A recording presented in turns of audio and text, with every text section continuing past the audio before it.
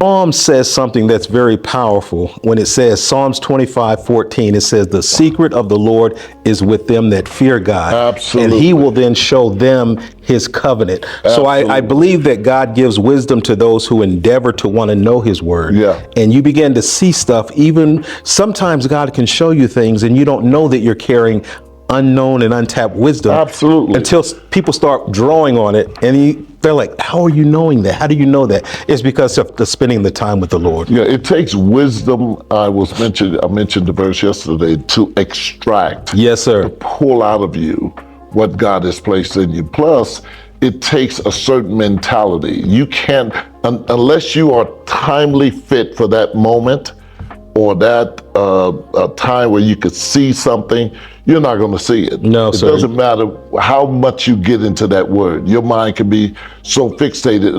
And I'm not talking about your brain. Right. I'm talking about the mind of Christ. You are not steered in that direction at that time.